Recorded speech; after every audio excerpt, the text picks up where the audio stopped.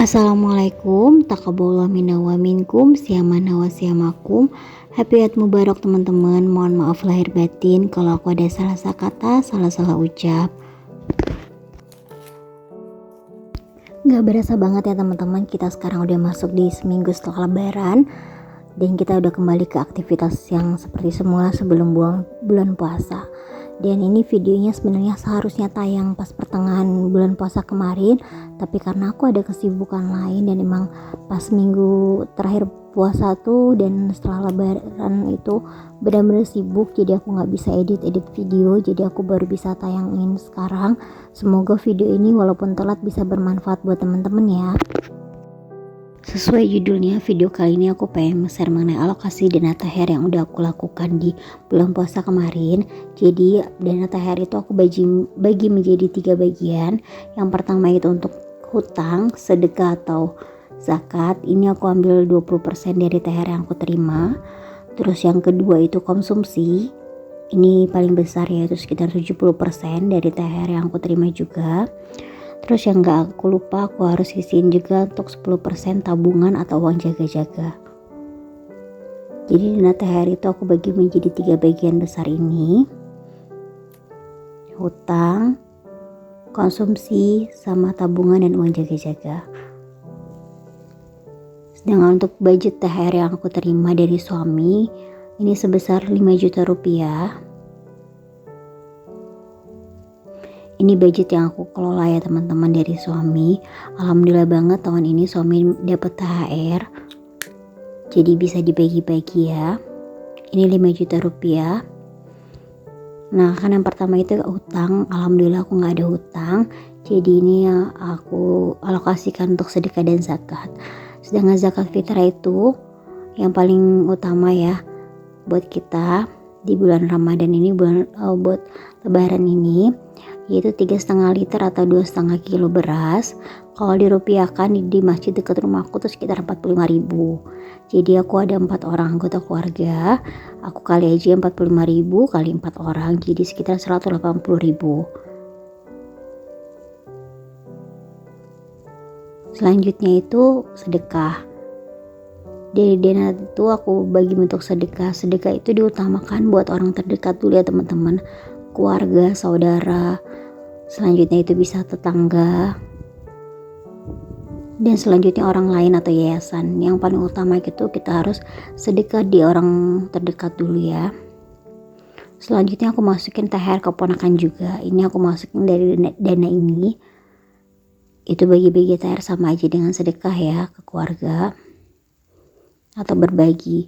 Nah kan tadi aku dapatnya 20% ya teman-teman. Nah 20% itu dari 5 juta sekitar 1 juta rupiah. Ini udah aku pisahin, langsung aja aku pisahin kemarin. Selanjutnya untuk konsumsi itu sebesar 70%. Kalau dirupiahkan sebesar 3.500.000.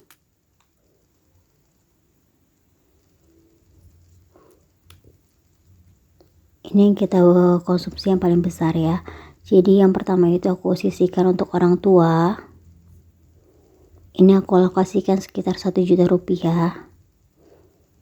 Selanjutnya mertua, jadi aku samain aja ya orang tua dan mertua. Kebetulan orang tua aku dan mertua aku tinggal satu aja, tinggal ibu. Selanjutnya keperluan lebaran, ini aku alokasikan 500.000.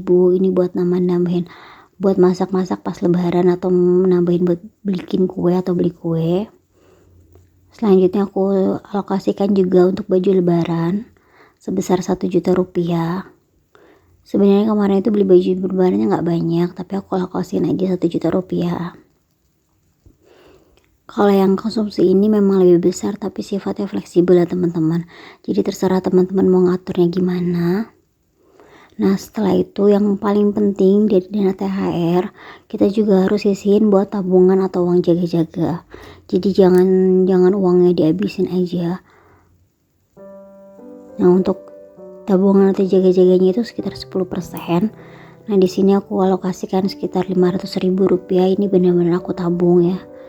Rencananya aku mau tambahin buat saving challenge aku. THR itu kan dana yang tidak pasti ya teman-temannya, walaupun suami kita pegawai, bisa aja kayak seperti pandemi kemarin ada beberapa perusahaan yang tidak bisa memberikan THR. Jadi ketika kita dapat THR akan lebih baiknya kita harus pandai-pandai mengelolanya gitu kan, biar nggak habis gitu aja. Nah ini cara aku untuk mengelola THR. Kan ini versi aku ya teman-teman, versi aku yang nggak mudik. Nah buat teman-teman yang mudik mungkin dananya harus dibutuhkan lebih banyak ya, karena kan pasti butuh ongkos, apalagi kalau yang mudiknya di luar pulau benar-benar harus direncanain banget.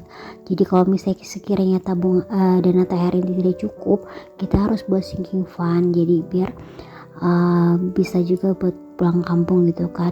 Kayak aku kemarin aku dapetnya sekitar 4 bulan, jadi sinking fund aku buat lebaran tuh ada dapat 4 bulan dan lumayan banget, bisa nambah-nambah buat bagi-bagi THR ke ponakan.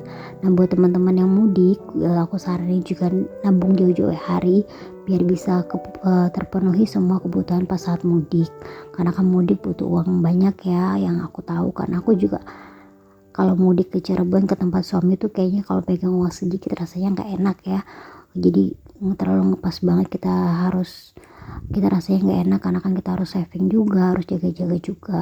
Jadi kalau misalnya buat mudik disaranin aku nabung jauh-jauh hari biar nggak ngabisin dana tabungan utama kita. Nah ini aku hias-hias dulu, aku hiasnya seadanya aja karena aku nggak bisa gambar, tapi yang penting catatan ini bisa aku baca-baca buat nanti tahun-tahun kedepannya buat aku ingat-ingat gitu. Walaupun aku udah ngelakuin ini dari beberapa tahun yang lalu sih, sebenarnya aku udah bener-bener ngatur dana THR ini karena kan keponakan aku banyak, jadi aku harus atur-atur terus biar nggak habis gitu aja dana THR-nya.